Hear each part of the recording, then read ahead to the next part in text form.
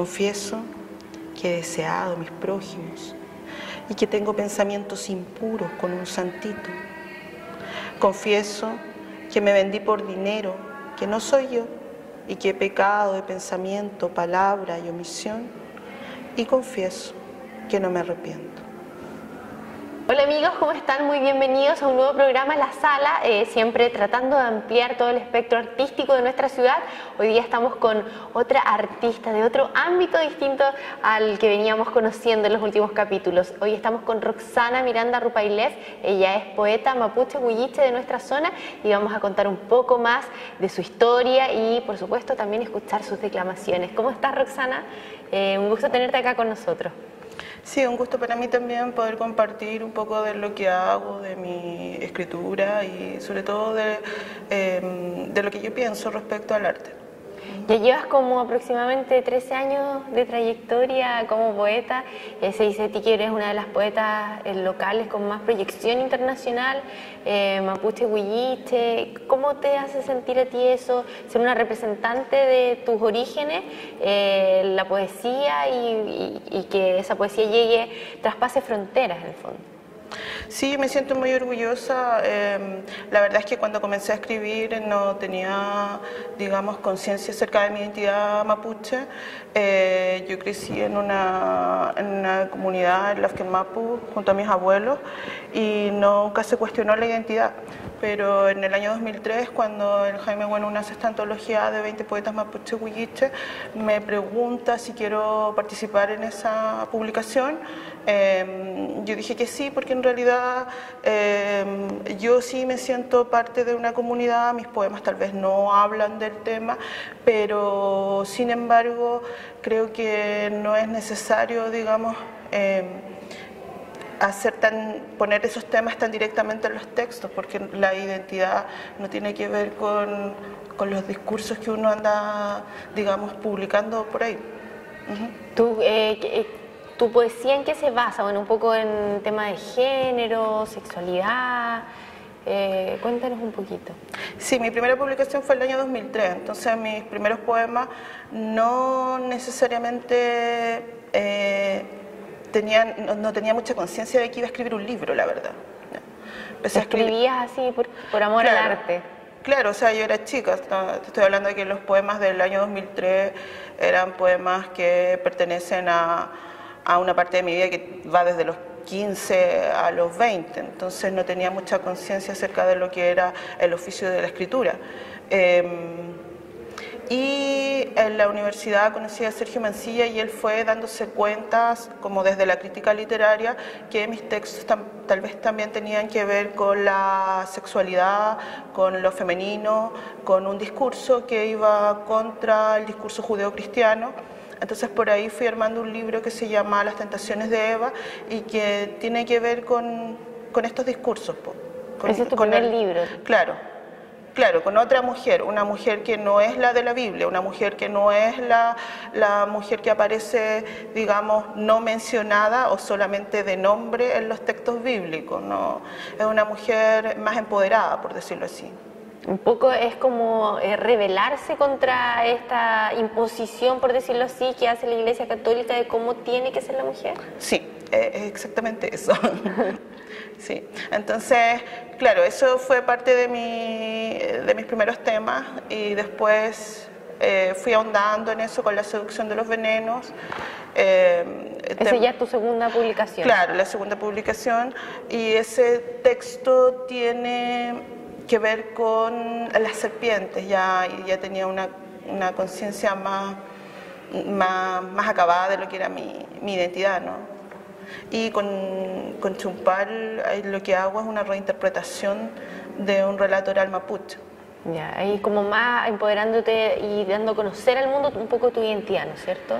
Claro, pero no me gusta tampoco abusar tanto de eso, ¿no? Yo creo que uno tiene que tener un pensamiento como todo artista lo tiene respecto a su origen, pero no me gusta abusar de eso. Yo creo que la poesía también se vale por sí misma.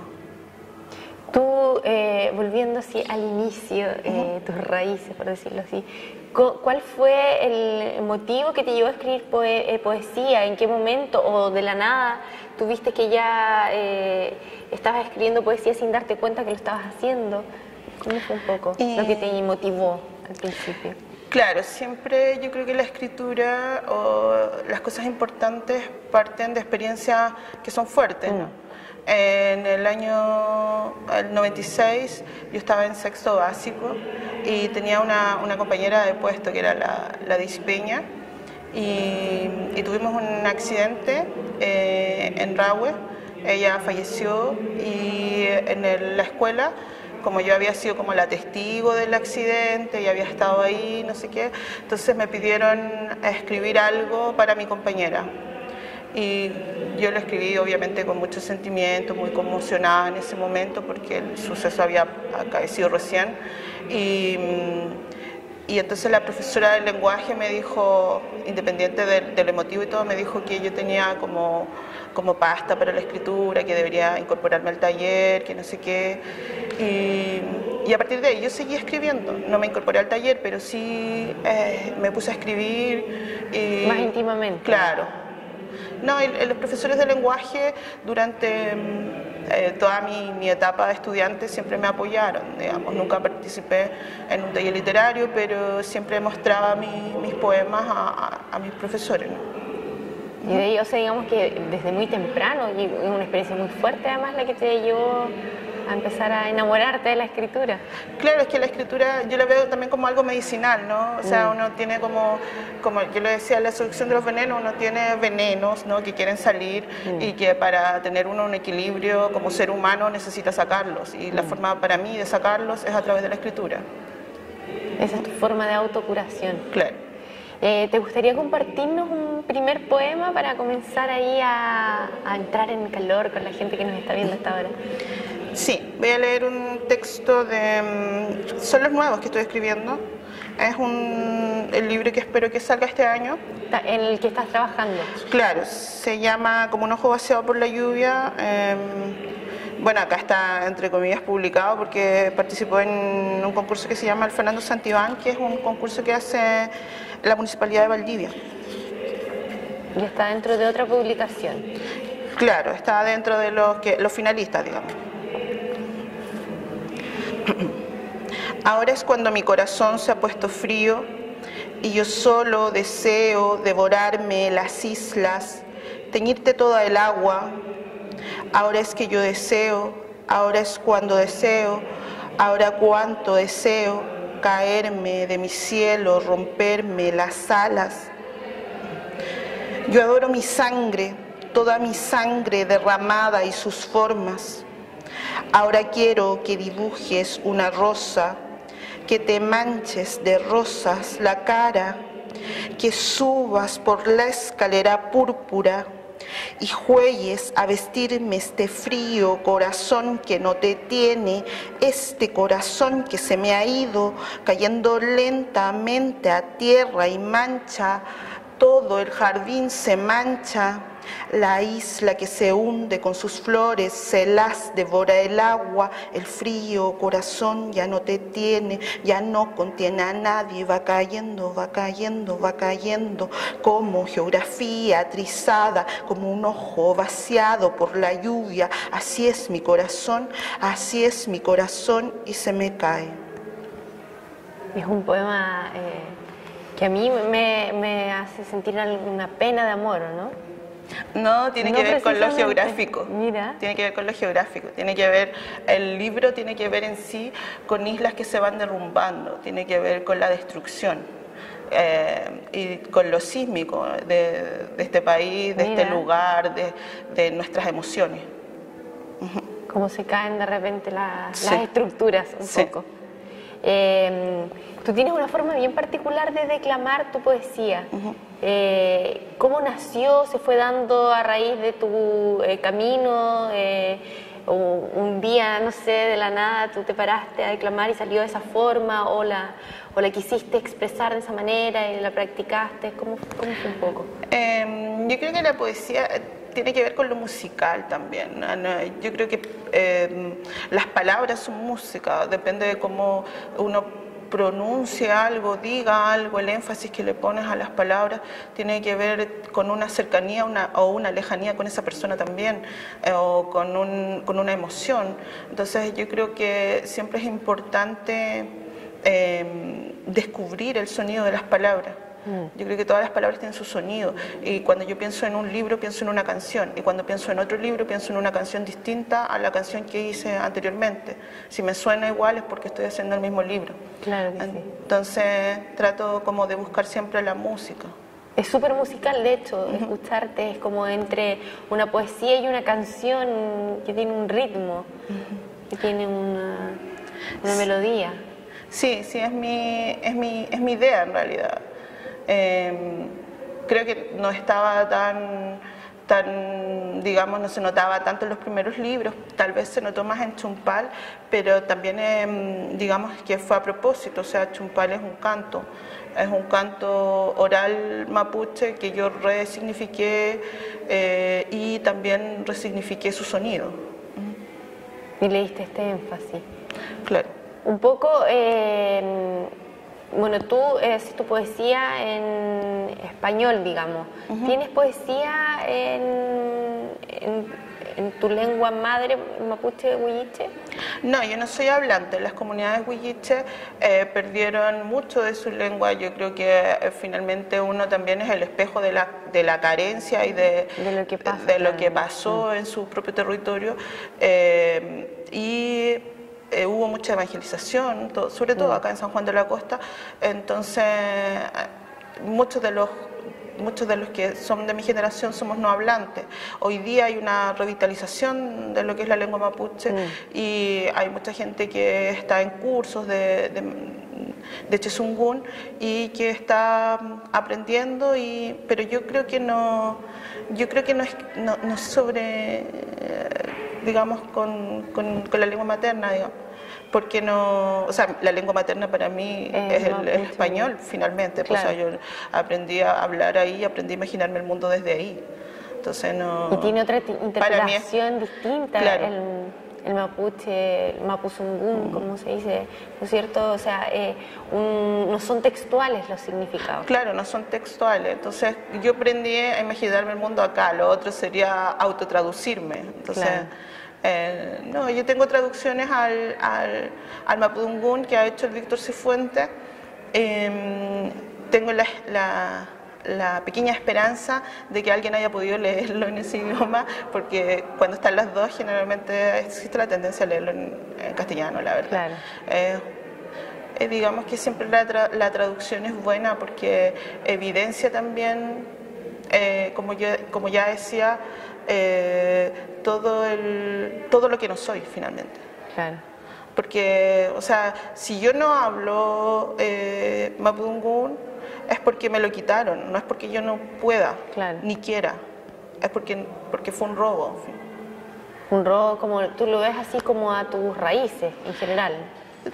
Sí, en general, o sea, un robo cultural, o sea, claro, hubo un saqueo no solamente, digamos, en cuanto a las tierras, sino que también un saqueo cultural, un saqueo también de ideología. O sea, hay mucha gente que en su momento no se sentía o le daba vergüenza expresar, claro, que era mapuche o huilliche, no sé, le daba mucha vergüenza. Entonces había gente que se cambiaba los apellidos, entonces eso también es un saqueo. ¿Tú estás reconciliada con esa parte tuya y con la parte externa respecto a cómo observan el mundo mapuche? O sea, yo creo que para uno, digamos, estar tranquilo, vivir en armonía, uno tiene que formarse su propia opinión y equilibrar, digamos, las emociones, ¿no? No sé si se llame reconciliación, no sé si esa sea la palabra. Cuéntanos un poco de tus referentes, quién en algún momento te inspiró también en la poesía o quién te sigue inspirando. Yo creo que uno cambia de referentes, a medida que uno escribe un libro uno busca ciertos referentes y va descubriendo referentes, no es como una constante, ¿no? Uno cambia de autores. ¿Por qué? Porque si estás escribiendo un libro de, no sé, de muertes, vas a recurrir, no sé, a Enrique Lihn, al diario de muerte, vas a recurrir a todo lo que sea muerte, digamos, en cuanto a lo que se haya escrito. Entonces vas a descubrir cosas nuevas y seguramente vas a hacerte de autores que no conocías. Obviamente que uno de los... Si yo hablara de una constante, esa constante podría ser Gabriela Mistral. Ya. ¿Y de tu primera inspiración? Mi primera inspiración, y por eso Las Tentaciones de Eva, mi primera inspiración fueron los textos de catequismo católico, ¿no? Porque en la casa donde vivía con mis abuelos no habían otros textos, habían Biblia, de estos cancioneros religiosos. Digamos que mi familia no accedió a la educación superior, todos tenían una educación básica o de escuelas rurales, entonces tampoco había como una gran biblioteca, entonces esta era la única lectura a la que yo podía tener acceso. Y de ahí nace, yo creo, Las Tentaciones. Como la revelación interna, toda esa lectura que tuviste. ¿Te parece que, bueno, vamos a ir a una pausa, pero antes nos regales otro poema y seguimos conversando a la vuelta? Ya, voy a leer uno de Chumpal.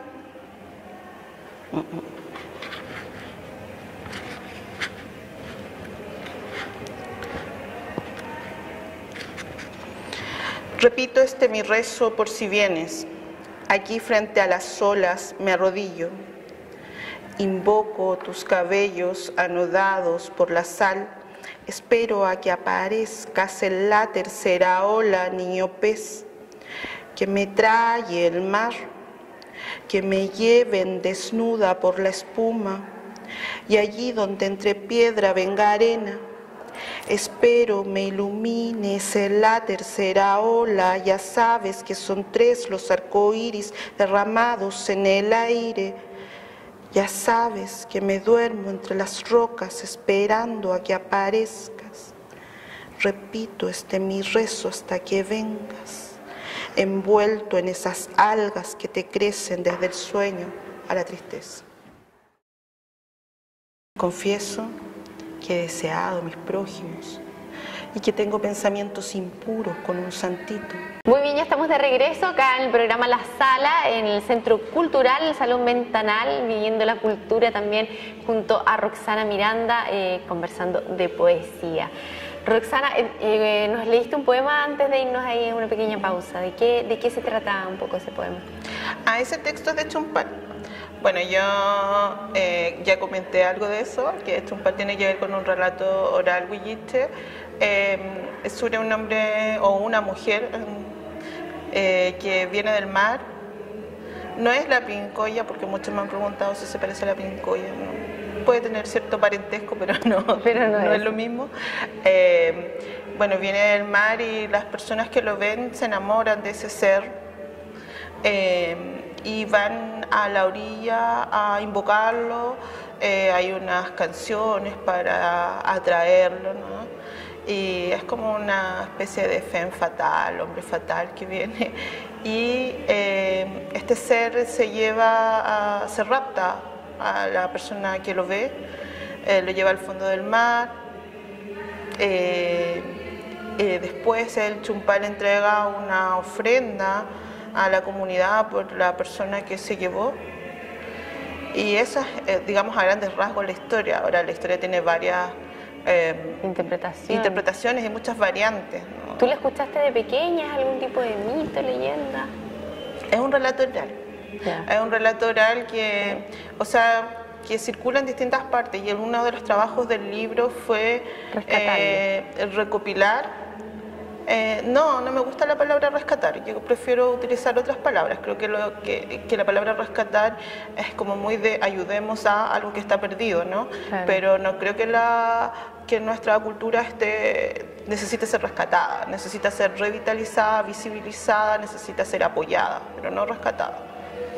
Y claro, mi trabajo fue recopilar varios textos, relatos orales que habían en distintas comunidades, porque como todavía aparece Chumpal, entonces como que varias gente me contó su historia, o el Bernardo Colipán también me ayudó bastante, él tiene muchos relatos de Chumpales, sabe dónde aparecen y todo, entonces claro, yo me creé así un imaginario poético sobre esta historia, entonces este imaginario poético me sirvió de soporte para hacer mi propio texto.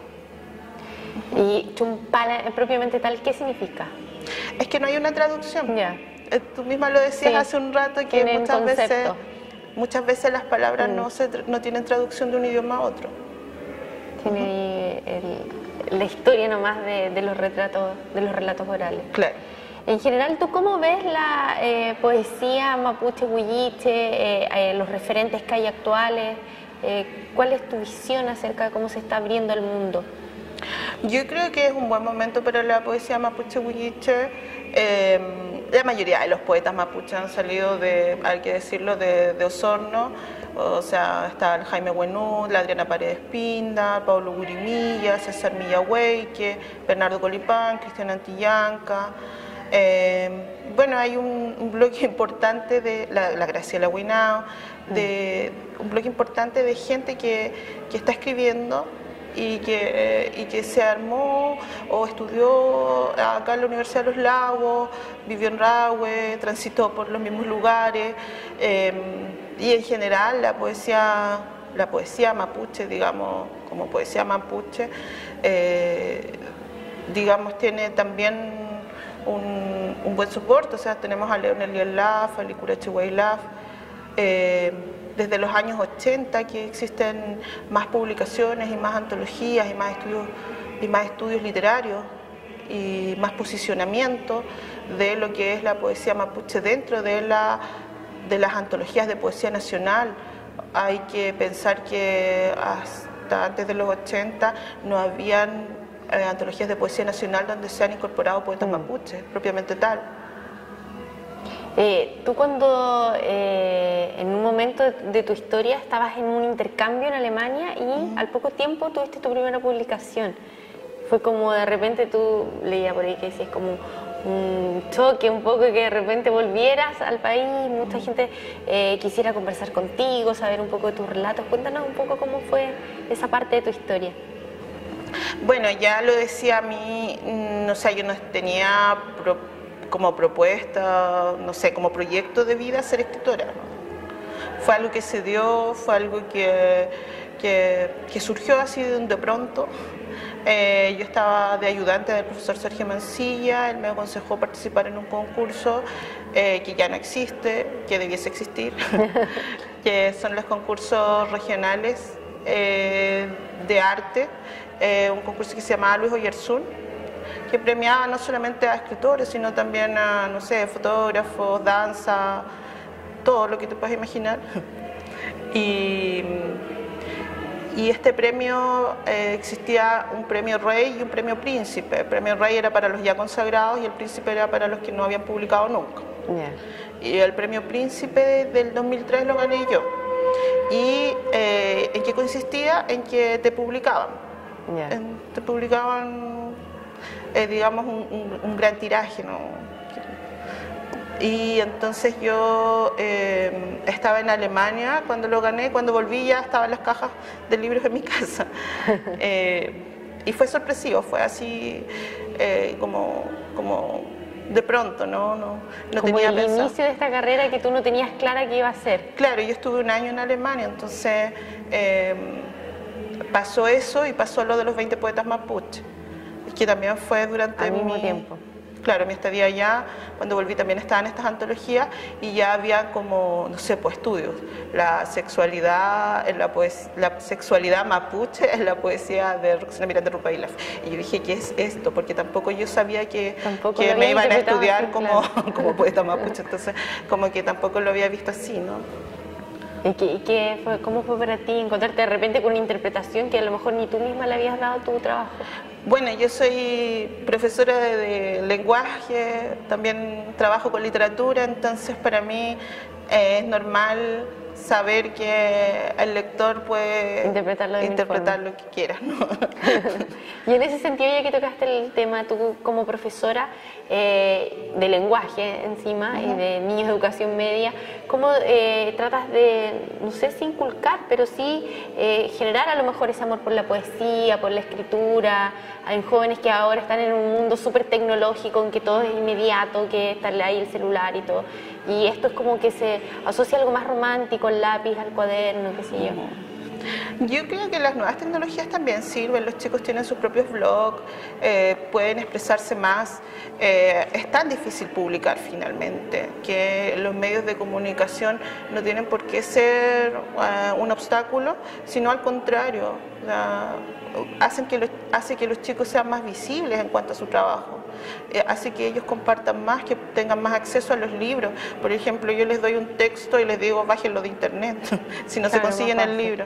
Entonces, claro, ellos son alumnos que están constantemente leyendo. Finalmente, a lo mejor no saben seleccionar, pero eso es lo que uno tiene que hacer, enseñarles a seleccionar y enseñarles a opinar sobre lo que están leyendo.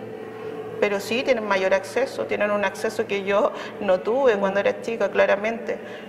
Y en esa, bueno, tu amistad con la tecnología también, desde tu punto de poeta, por ejemplo, ¿las ocupas también para inspirarte o para escribir? ¿En qué momentos escribes? ¿Escribes de repente también en tu mismo celular si te viene la inspiración? No, la verdad es que no tengo como una especie de ritual. Yo escribo cuando se me vienen ganas. Y últimamente sí he estado utilizando mi celular para hacer cosillas ahí. Para escribir. Claro, para escribir y todo eso, para que no se vayan las ideas. Pero no tengo un momento así como, no tengo una rutina, porque sí hay escritores que la tenían, pero también tenían un tiempo. Claro. Y yo no tengo tiempo para tener una rutina, porque viajo mucho, trabajo mucho. Cuando llega la inspiración. Sí. Y hablando de tecnologías, tenías por ahí un poema que rescataste de los primeros, ¿no es cierto? El celular. Del celular, ahí sí. Lo rescataste de la web, de la nube, de internet, ¿no es cierto? De tus primeros poemas. Sí, hoy día, o sea, no me arrepiento. Bueno, el poema lo dice también, pero son textos que los veo lejanos hoy día, ¿no? De las tentaciones de Eva, que es lo que partimos hablando. Yo, pecadora, confieso que le he robado el alma al corazón de Cristo, que maté una flor por la espalda y le disparé a la cigüeña. Confieso que me comí todas las manzanas y que suspiro 3 veces al encenderse la luna, que le mentí a la inocencia y golpeé a la ternura. Confieso que he deseado a mis prójimos y que tengo pensamientos impuros con un santito. Confieso que me vendí por dinero, que no soy yo, y que he pecado de pensamiento, palabra y omisión, y confieso que no me arrepiento. ¿Y te arrepientes? Es como claramente lo que hablamos al principio, sí. Ahí tu rebeldía a todos esos textos me veo como una adolescente cuando lo lees. Sí. Bueno, has evolucionado ahora hacia otros tipos de poesía. ¿Qué te pasa cuando ves esto atrás, aparte de sentirte como una adolescente? No me arrepiento. ¿No te arrepientes? No me pasa. O sea, es parte de tu historia. Claro, es parte de mi historia. No me avergüenza ni nada de eso. No. Porque hay gente que se avergüenza de su primer libro. No, yo no me avergüenzo. No. ¿Cómo son tus procesos creativos? Son largos procesos creativos, no publico año a año, sin embargo escribo mucho, pero soy muy cuidadosa respecto a cómo armar un libro. Creo que un libro también tiene que narrar una historia. No soy de las que junta muchos poemas y publica el libro cuando tiene hartos poemas, no. Tengo que contar algo también. Ya.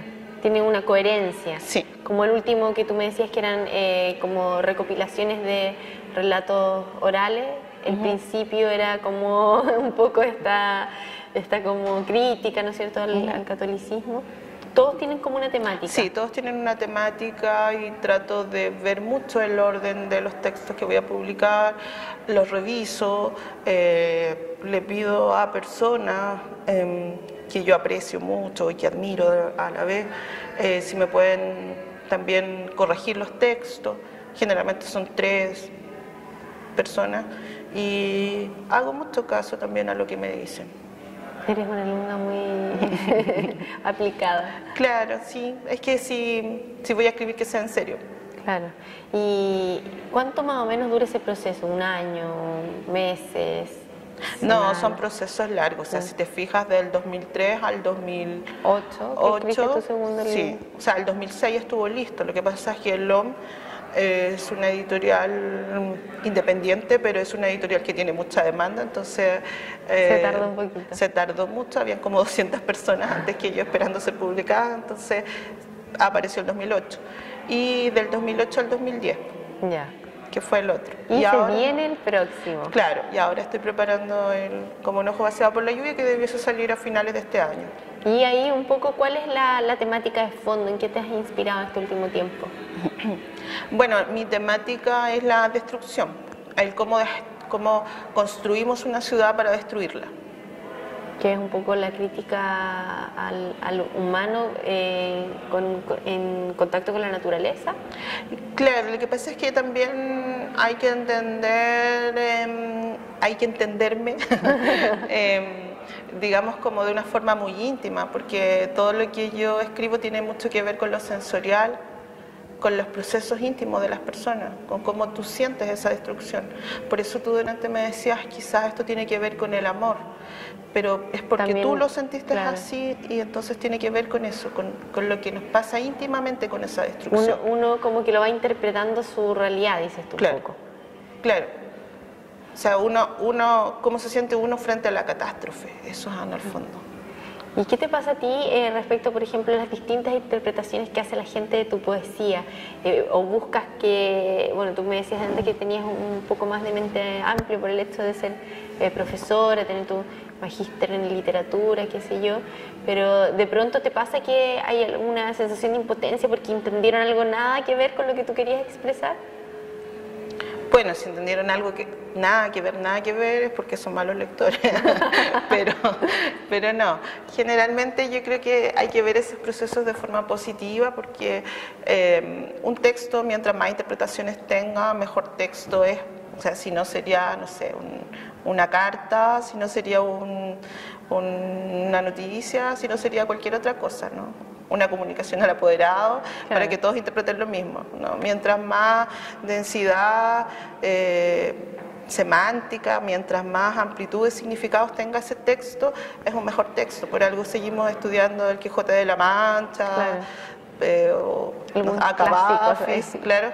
¿Por qué? Porque todavía podemos sacarle más interpretaciones. Confieso que he deseado mis prójimos y que tengo pensamientos impuros con un santito. Confieso que me vendí por dinero, que no soy yo, y que he pecado de pensamiento, palabra y omisión, y confieso que no me arrepiento.